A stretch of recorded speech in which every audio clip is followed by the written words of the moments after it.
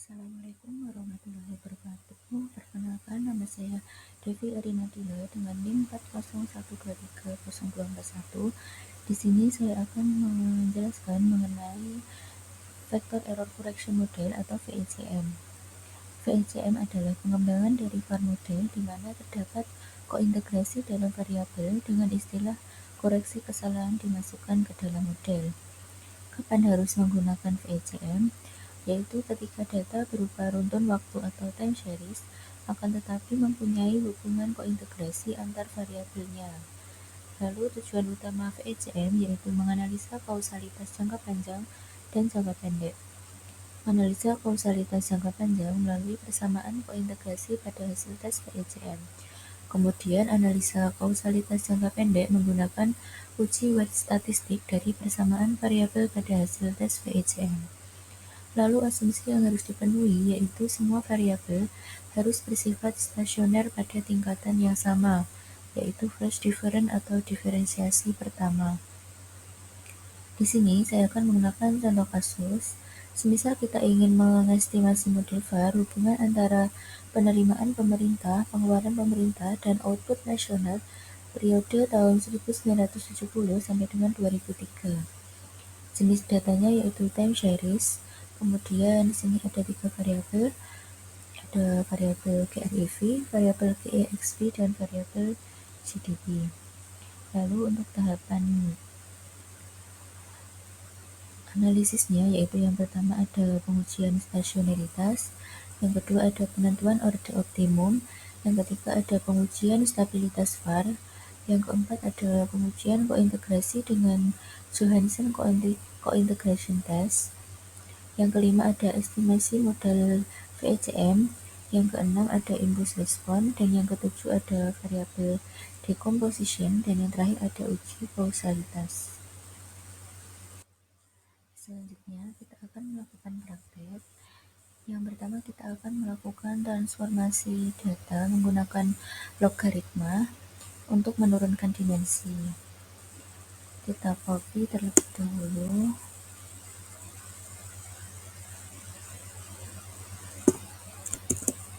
Lalu buka Evious.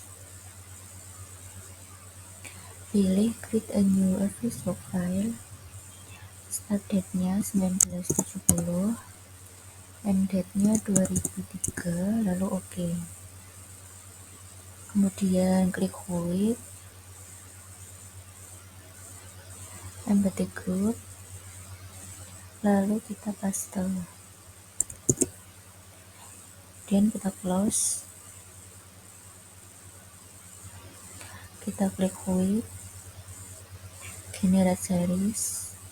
Kita ketik log underscore GDP sama dengan log dalam kurung GDP. Kemudian OK. Kita klik generate series log underscore GEXP sama dengan log dalam kurung GEXP, lalu OK. Kemudian void generate series log underscore GREV sama dengan log dalam kurung GREV, lalu OK.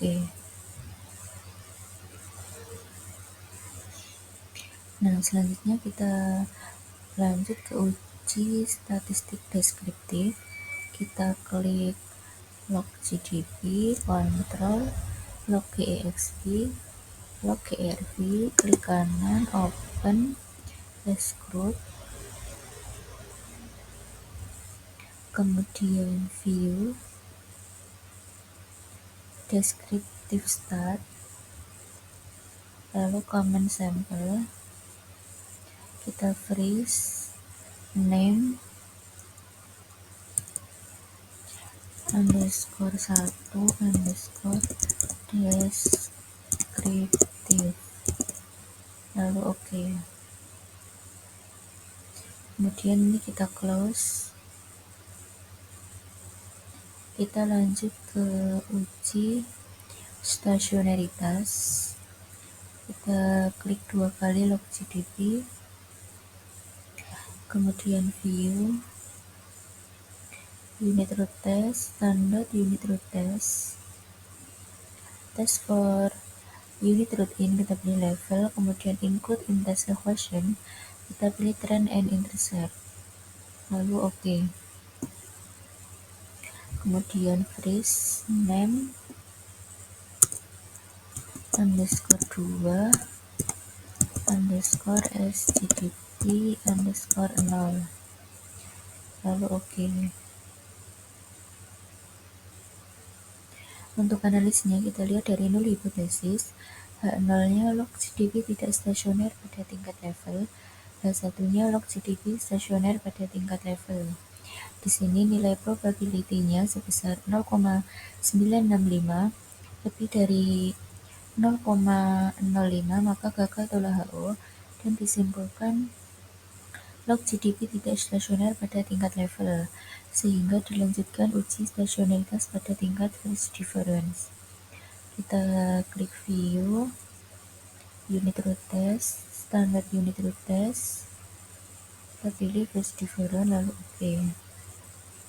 Kemudian freeze name underscore 2 underscore sgdp underscore 1, lalu OK. Nah, di sini untuk analisisnya, H0-nya log GDP tidak stasioner pada tingkat phase difference, dan H1-nya log GDP stasioner pada tingkat phase difference. Nilai probability-nya sebesar 0,007 kurang dari 0,05, maka tolak HO dan disimpulkan log GDP stasioner pada tingkat phase difference. Maka uji stasioner untuk log GDP sudah selesai. Kemudian kita close, kita klik 2 kali log EXP, kemudian klik view, unit root test, standard unit root test, kita pilih level, lalu OK. Kemudian freeze name underscore 2 underscore sgexp underscore 0, lalu OK.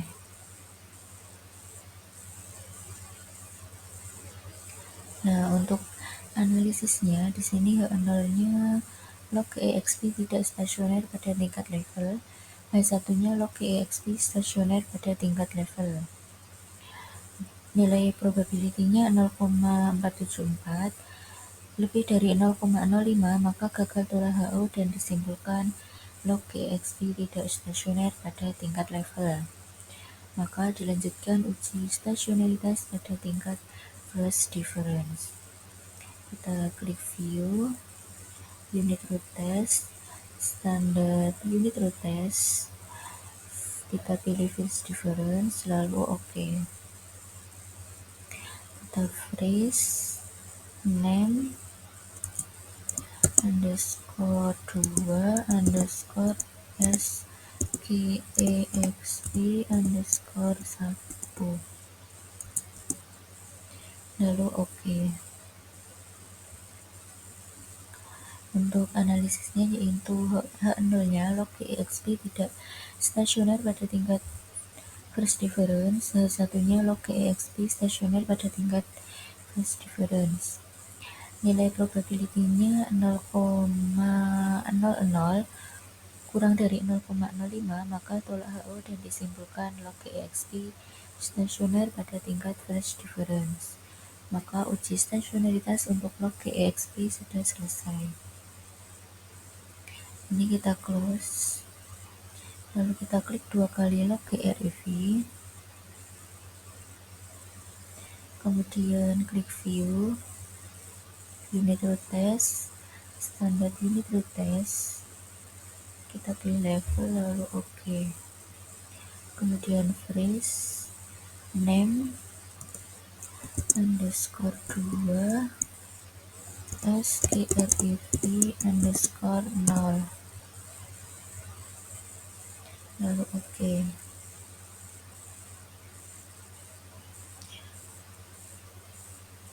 Untuk analisisnya, H0-nya log grif tidak stasioner pada tingkat level, H1-nya log grif stasioner pada tingkat level. Di sini nilai probability-nya sebesar 0,488 lebih dari 0,05, maka gagal tulang HO dan disimpulkan log grif tidak stasioner pada tingkat level. Maka dilanjutkan uji stasionaritas pada tingkat phase difference. Kita klik view, unit root test, standar unit root test, pilih phase difference, lalu oke. Kita freeze, name underscore 2 underscore sgrif underscore 1. Oke. Untuk analisisnya, nolnya log grif tidak stasioner pada tingkat phase difference, satunya log grif stasioner pada tingkat phase difference. Di sini nilai probability-nya sebesar 0,00 kurang dari 0,05, maka tolak H0 dan disimpulkan log grif stasioner pada tingkat phase difference. Maka uji stasionaritas untuk log grif sudah selesai. Kemudian selanjutnya kita akan melakukan uji penentuan order lag optimum. Untuk langkahnya kita klik log grif, kontrol log exp, log gdp, klik kanan, open, svar, lalu oke. Kemudian klik view, long structures, kemudian length lag kriteria, kemudian untuk lag to exclude-nya kita menggunakan 4, lalu oke. Kemudian freeze, name underscore 3 underscore lag underscore optimum.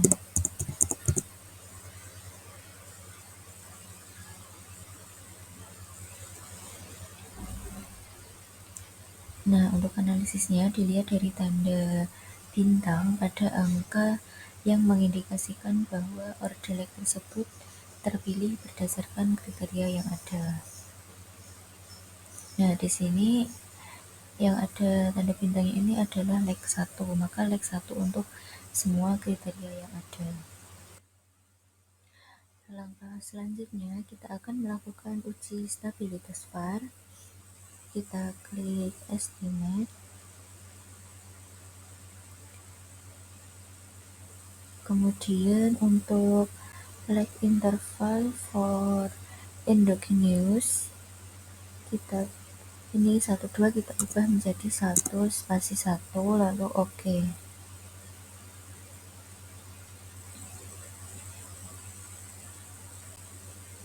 Kemudian kita klik view, lag structure,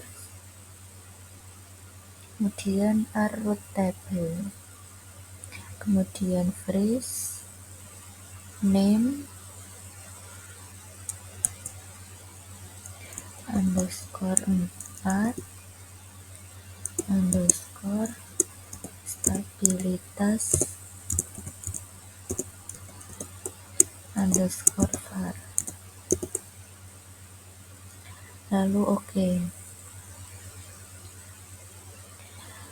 Untuk analisisnya di sini dilihat dari nilai modulus. Jika nilai modulus kurang dari 1, maka var stabil. Dan jika nilainya lebih dari 1, maka nilainya tidak stabil, sehingga orde yang dipilih harus diulang kembali untuk mendapatkan orde yang sesuai. Hasil pengujian menunjukkan nilai modulus kurang dari 1, maka VAR stabil dan dapat dilakukan uji selanjutnya. Selanjutnya adalah pengujian kointegrasi dengan Johansen Cointegration Test. Kita klik View, kemudian Cointegration Test, bagian determinan test specification. Ini kita pilih intercept no trend in CE and test var.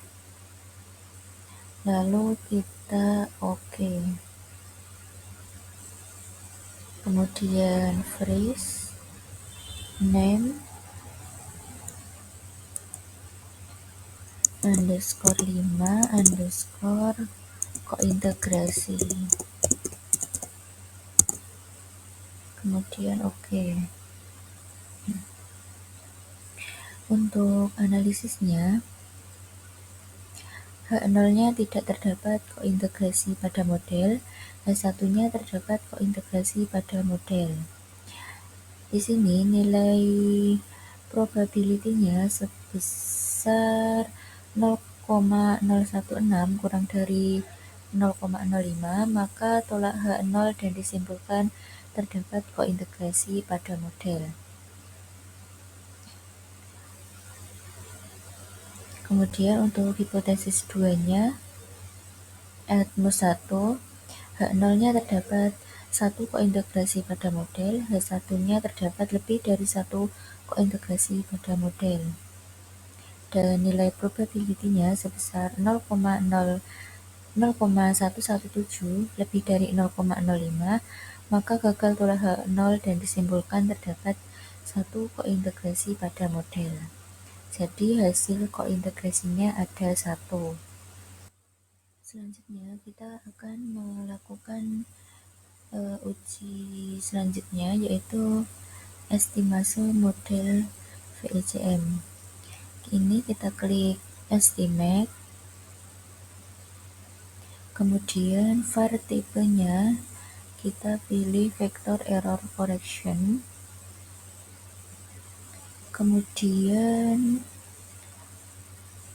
bagian cointegration, linear trend in data, kita pilih intercept no trend in CE and var, lalu oke. Kemudian kita name, namanya adalah model VECM.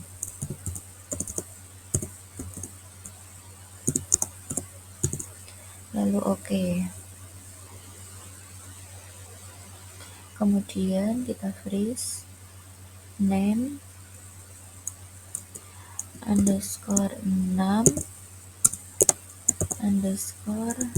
model VECM, lalu oke.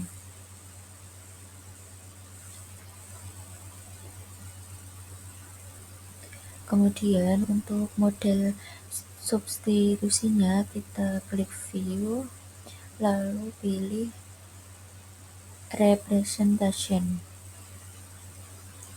kita freeze, name _7 representasi model.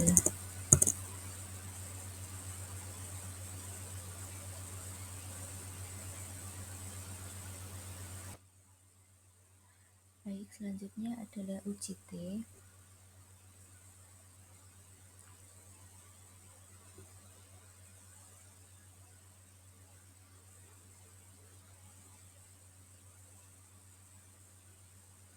Uji T yaitu untuk melihat apakah ada pengaruh atau tidak dengan membandingkan T statistik dengan T tabel.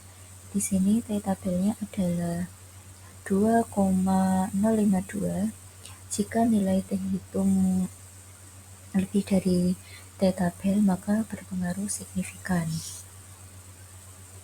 Kemudian uji selanjutnya adalah impulse response function. Kita klik view, kita pilih impulse response, lalu OK. Kemudian untuk output views bagian tabel, kita freeze, name,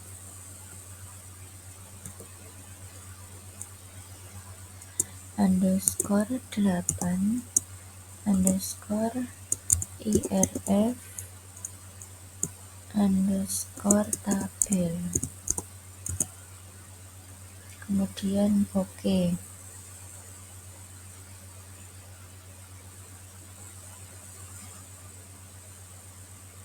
Kemudian bagian multiple graph, kita freeze, name, underscore 8 underscore IRF underscore MG atau multiple graph, lalu OK.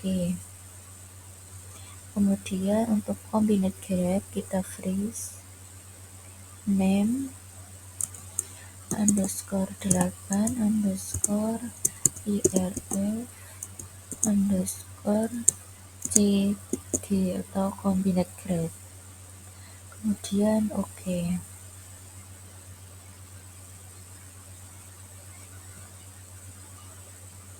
Untuk analisisnya, IRF adalah respon dari adanya perubahan variabel yang lain.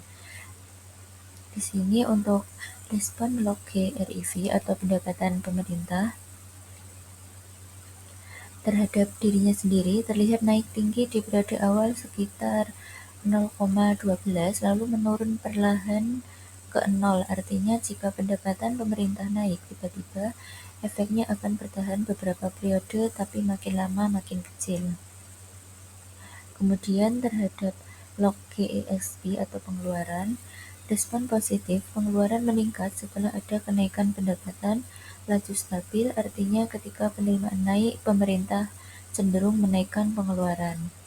Kemudian terhadap log GDP atau pertumbuhan ekonomi, respon juga positif dan meningkat hingga sekitar 0,11 pada periode ke-10.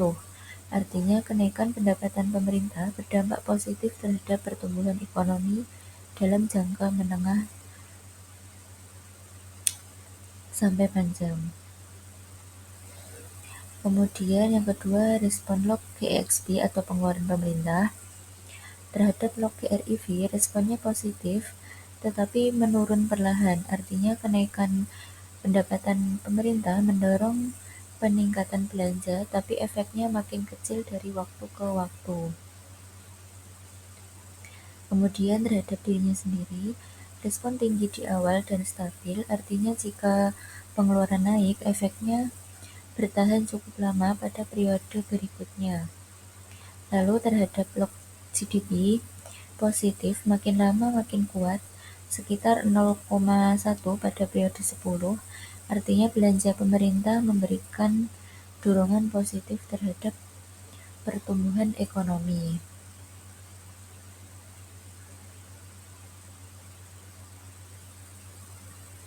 Lalu yang ketiga, respon log GDP atau pertumbuhan ekonomi terhadap log GRIV awalnya sedikit negatif, lalu menurun terus. Artinya kenaikan pendapatan pemerintah bisa sedikit menekan PDB di awal, mungkin karena pajaknya naik, tapi efek negatifnya kecil dan hilang.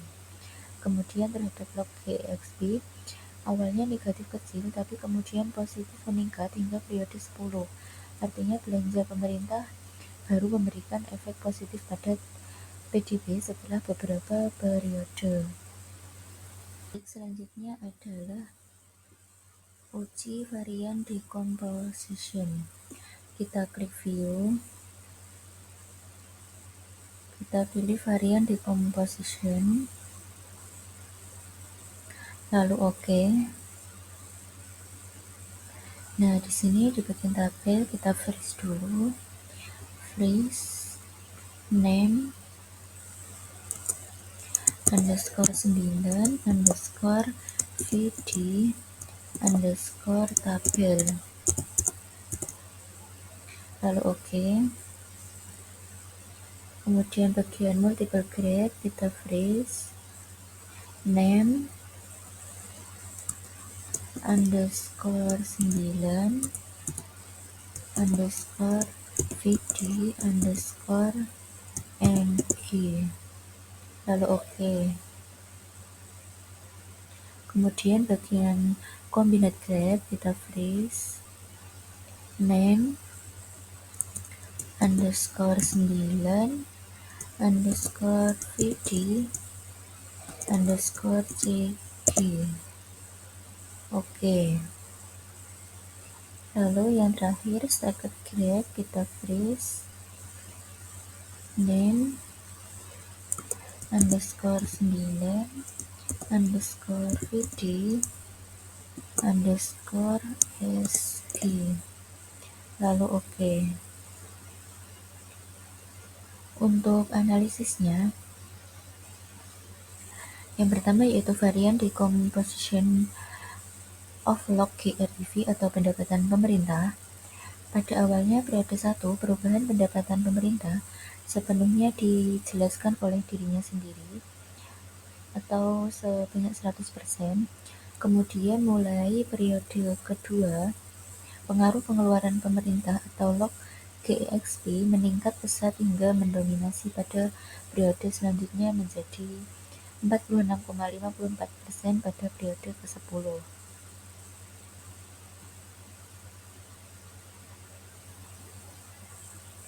Kemudian peran GDP atau log GDP juga naik dari 0% menjadi sekitar 34,84% di periode ke-10, menunjukkan bahwa pertumbuhan ekonomi ikut menjelaskan variasi pendapatan pemerintah dalam jangka panjang.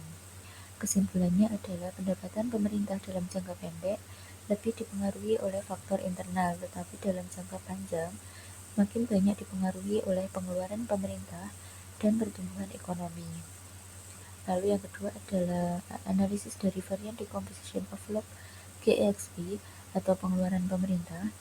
Di awal periode 1, pengeluaran pemerintah sebagian besar ditopang oleh pendapatan pemerintah sekitar 95%.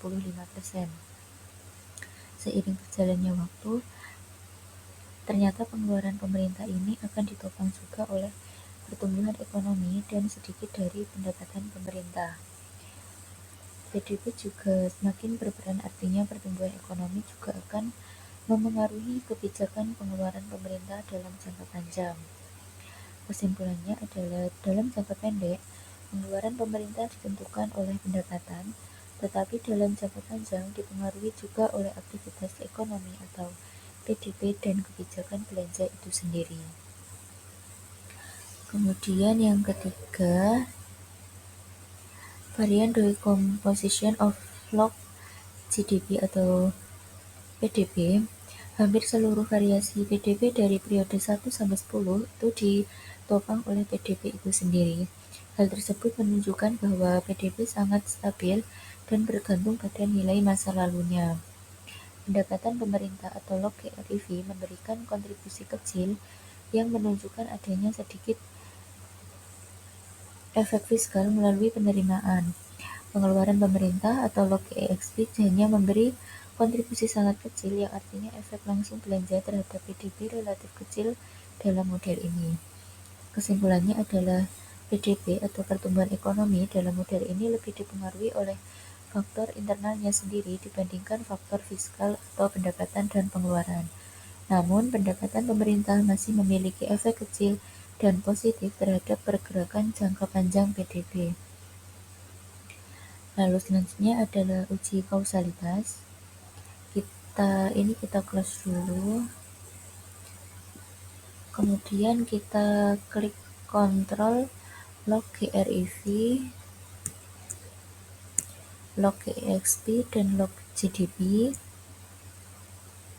kita klik kanan, open, lalu as group, kita klik view, kemudian Granger causality. Nah, ini like to include-nya 1, lalu oke. Kemudian kita freeze, name underscore 10 underscore kausalitas, lalu oke. Untuk analisisnya, uji ini digunakan untuk melihat apakah suatu variabel dapat menjelaskan perubahan variabel lain di masa depan. H0-nya variabel X tidak menyebabkan variabel Y atau tidak ada kausalitas Granger. H1-nya variabel X menyebabkan variabel Y atau ada kausalitas Granger. Jika nilai probability-nya kurang dari 0,05, maka tolak H0, artinya ada hubungan kausalitas Granger. Kemudian jika nilai probability-nya lebih dari 0,05, maka tidak ada hubungan kausalitas atau tidak signifikan. Hasilnya adalah yang pertama, pengeluaran pemerintah tidak menyebabkan pendapatan pemerintah.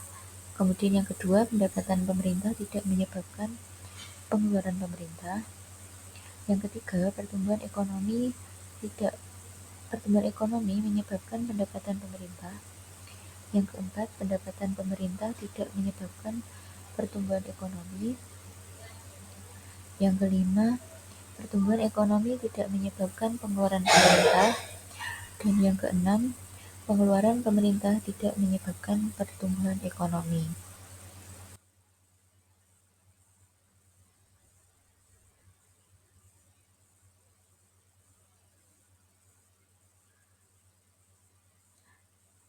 Nah, sekian video tutorial dari saya. Ada kurang lebihnya mohon maaf. Wassalamualaikum warahmatullahi wabarakatuh.